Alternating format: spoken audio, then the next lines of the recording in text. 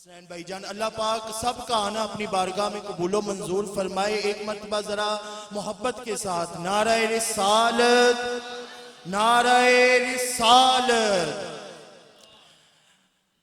آقا کریم رؤوف الرحیم صلی اللہ علیہ وسلم کی عمر مبارک ہے 10 سال، اور مکہ المکرمہ میں آ گیا ایک قحط اور جانور مرنے لگ گئے ہیں، اور آہستہ جب انسانوں کے اوپر یہ سارا معاملہ ہوا نا تو ساروں نے چڑھاوے چڑھانے شروع کیے، لات پہ، منات پہ، عزا پہ، حبل کے، کہیں نہ کہیں سے کچھ نہ کچھ ہو جائے، لیکن کوئی بات نہیں بن رہی۔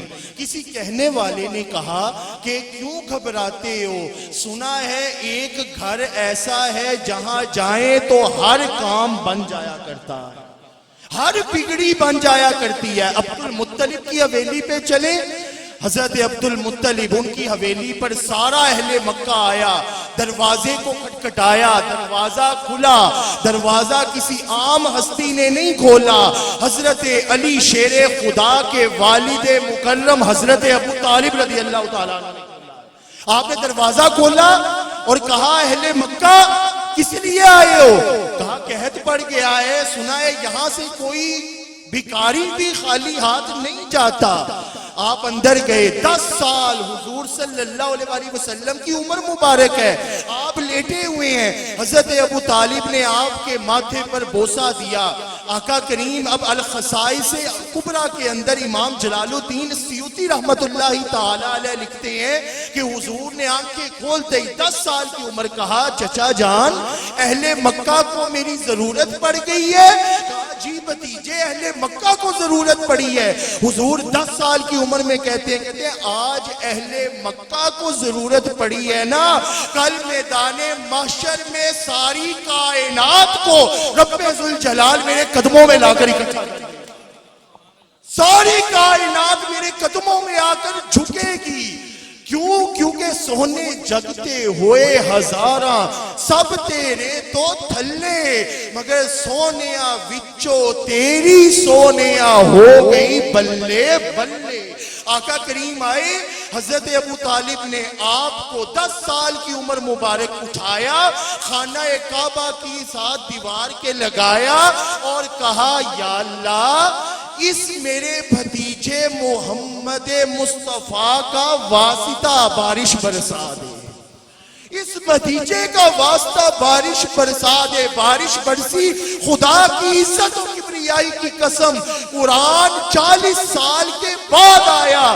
رب نے کہا وَالضُّحَىٰ وَاللَّيْلِ اِذَا سَجَىٰ، محبوب تیرے نورانی مکھڑے کی قسم، تیری مبارک زلفوں کی قسم، قرآن بھی ابھی نازل نہیں ہوا، جب بارش برسی نا، سیرت نگار کہتے ہیں ابو طالب کے ہاتھ یہاں سے چہرے پر بعد میں آئے، رب نے بارش کا نزول پہلے فرمانا شروع کر دیا تھا۔ تب آپ نے عربی میں کہا، ابھی قرآن نہیں آیا، وَالضُّحَىٰ نہیں آیا، وَاللَّيْلِ اِذَا سَجَىٰ نہیں آیا۔ حضرت ابو طالب کہتے ہیں وَأَبْيَضُّ يُسْتَسْقَى الْغَمَامُ بِوَجْهِهِ سِمَانُ الْيَتَامَىٰ عِصْمَةٌ لِلْأَرَامِلِ۔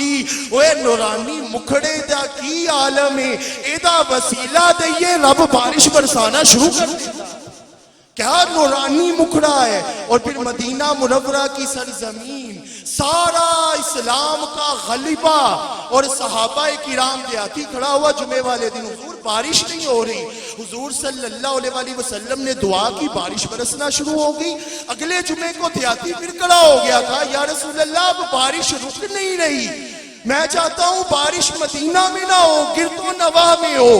حضور نے انگلی کا اشارہ کیا، جہاں جہاں اشارہ کرتے بادل وہیں پہ جانا شروع کر دیتے۔ تب حضور نے کہا کاش لو کان ابا طالب حیّن، میرے چچا ابو طالب زندہ ہوتے نا تو وہ مجھے وہ شعر جو بچپن میں سناتے تھے وہ پڑھ کر سناتے تو ان کے دل کو بڑی ٹھنڈک پہنچنی تھی۔ حضرت علی شیر خدا کرم اللہ وجہ الکریم کھڑے ہو گئے، کہنے لگے یا رسول اللہ صلی اللہ علیہ وسلم میں نہ وہ شعر سناؤں؟ حضور نے کہا سناؤ۔ آپ نے کہا وَأَبْيَضُّ يُسْتَسْقَى الْغَمَامُ بِوَجْهِهِ، یہی شعر ہے نا جس میں میرے بابا کہا کرتے تھے کہ میرے بھتیجے کا مکھڑا ہی اتنا نورانی ہے کہ ان کا وسیلہ دے تو رب ذوالجلال بارش کو برسانا شروع کر دیتا ہے۔ میں ان اشعار کے اندر اگلے ثنا خانے مصطفیٰ کی جانب بڑھوں گا. رب کی محبت در مصطفیٰ سے ملتی ہے. جس کو یقین ہے ذرا طرف سے سبحان اللہ کہہ لے. ابھی بھی سبحان اللہ کم ہے, ذرا ایک مرتبہ محبتوں کے ساتھ سبحان اللہ کہہ لے. رب کی محبت در مصطفیٰ سے ملتی ہے, تمیز ابدیت در مصطفیٰ سے ملتی ہے. رب کی محبت در مصطفیٰ سے ملتی ہے, تمیز ابدیت در مصطفیٰ سے ملتی ہے. توحید کی معرفت در مصطفیٰ سے ملتی ہے, توحید کی معرفت در مصطفیٰ سے ملتی ہے.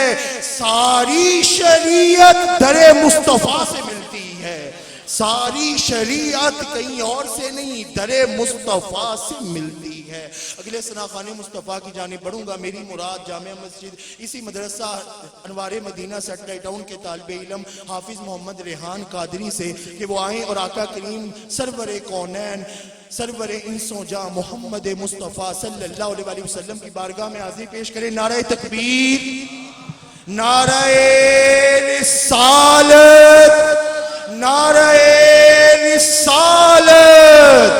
جشن عید میلاد النبی, آمد مصطفیٰ, آمد مصطفیٰ, چہرہ والضحیٰ. حافظ محمد